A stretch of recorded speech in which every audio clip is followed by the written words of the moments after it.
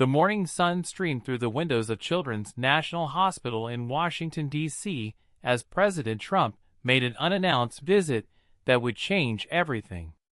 No cameras, no press pool, no fanfare, just a man who had woken up that Tuesday feeling compelled to visit the children who were fighting battles far greater than any he had ever faced.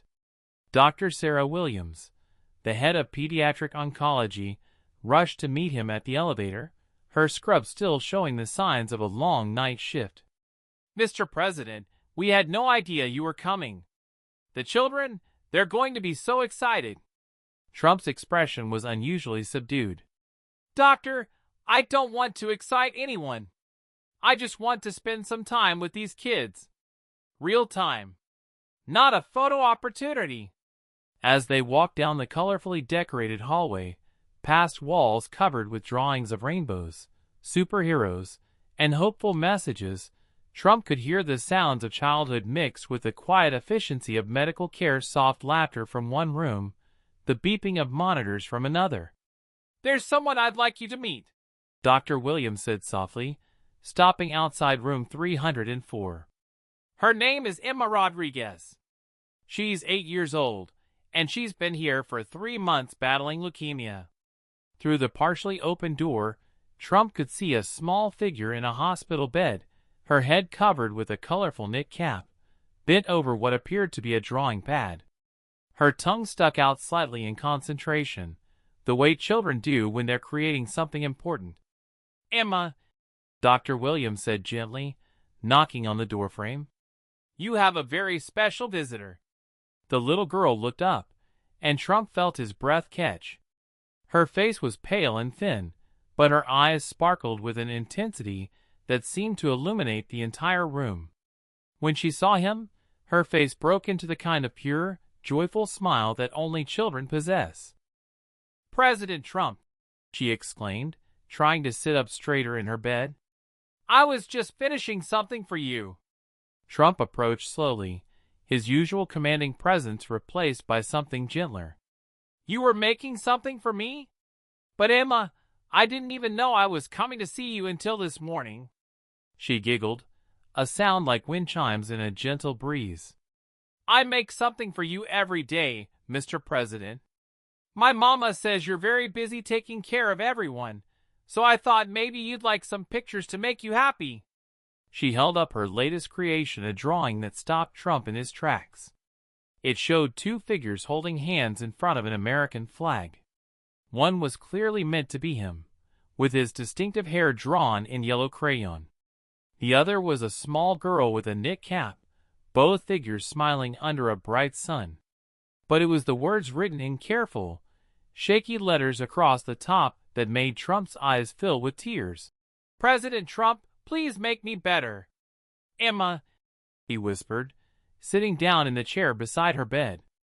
"This is the most beautiful picture anyone has ever given me."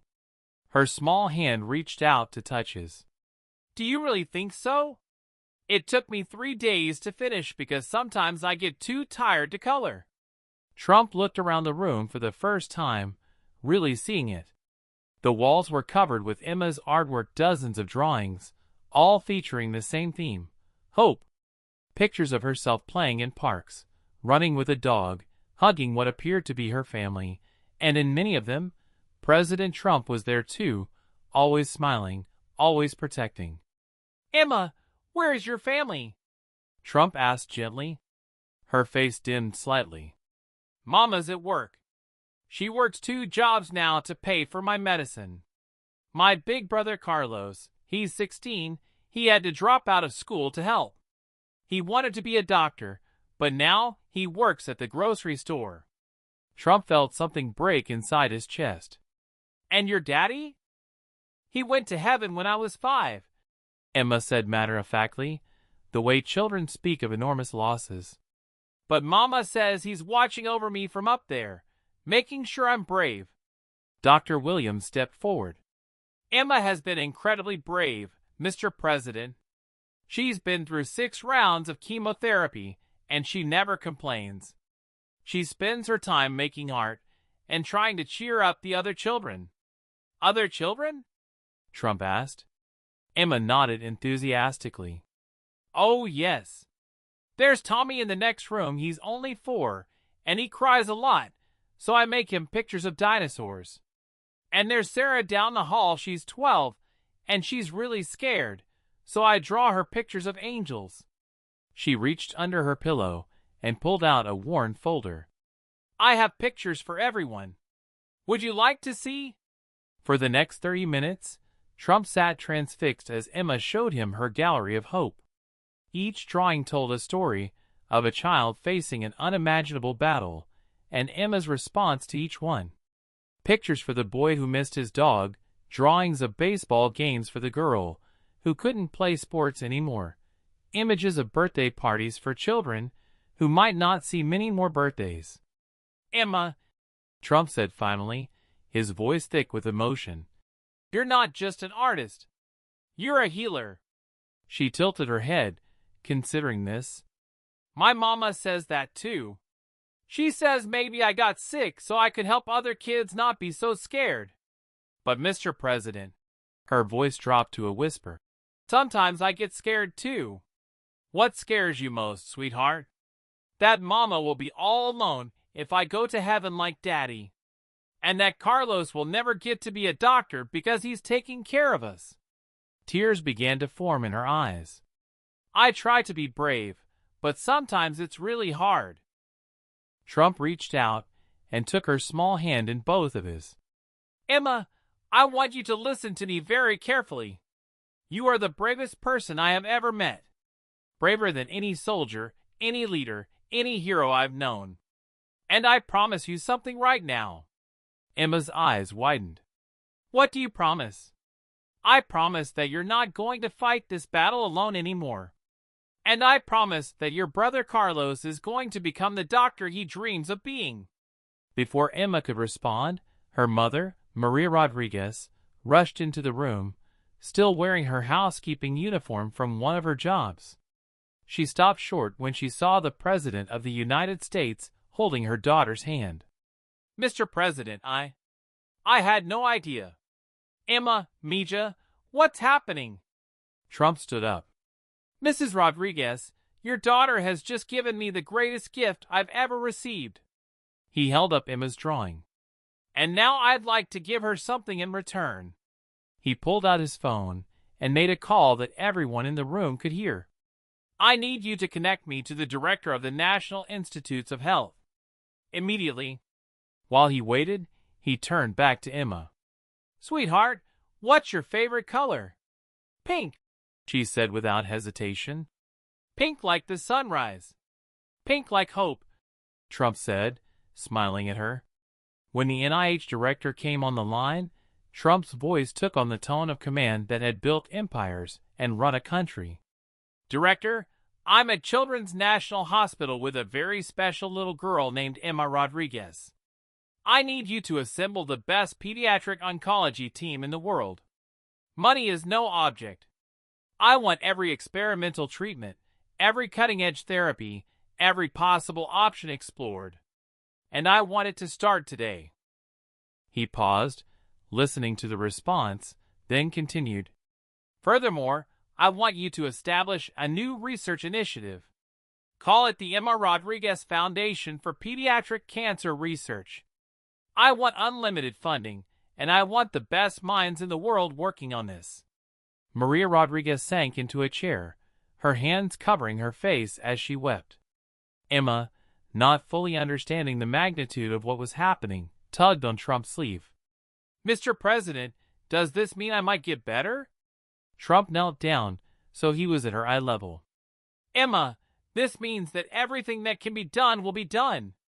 But more than that, it means that other little boys and girls who are fighting the same battle you're fighting will have a better chance because of you. Because of me? Her eyes were wide with wonder. Because you showed me what real courage looks like. Because your art reminded me that healing isn't just about medicine, it's about hope. And because you taught me that sometimes the smallest people carry the biggest hearts. He stood up and addressed Dr. Williams. Doctor, I want a daily report on Emma's progress. And I want to know about every child in this ward, their stories, their needs, their dreams. If we can send people to space, we can certainly help these children reach for the stars too. Over the following months, Emma's story became a beacon of hope that transformed pediatric care across the nation. The Emma Rodriguez Foundation funded breakthrough research that led to new treatments.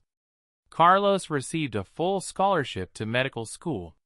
Maria was able to quit her second job and spend more time with her daughter. But perhaps the most remarkable change was in Emma herself. As her treatments progressed and her condition improved, she continued to create art. But now her drawings showed children not just hoping to get better, but actually getting better. Her pictures began to feature kids running, playing, laughing, living. 6 months after that first meeting, Emma walked into the Oval Office, her hair growing back in soft curls, carrying a new drawing. This one showed her wearing a graduation cap, standing next to her brother Carlos in his doctor's coat, with Trump smiling proudly in the background. "Mr. President," she said, her voice stronger now, "I drew this for your office. It's what I know is going to happen." Trump hung the picture right behind his desk, where he could see it every day. And every time he looked at it, he remembered the lesson an 8-year-old girl with leukemia had taught him, that sometimes the most powerful force in the world isn't politics or policy or power. Sometimes it's simply the unwavering hope of a child who believes tomorrow can be better than today. Emma Rodriguez would indeed recover completely. She would grow up to become a pediatric art therapist, using her own experience to help other children find hope in their darkest moments. Carlos would become one of the nation's leading pediatric oncologists. And the foundation that began with a simple drawing would go on to save thousands of young lives. But all of that started with one sick child, one drawing, and a president who remembered what it meant to see the world through the eyes of pure, unshakable hope.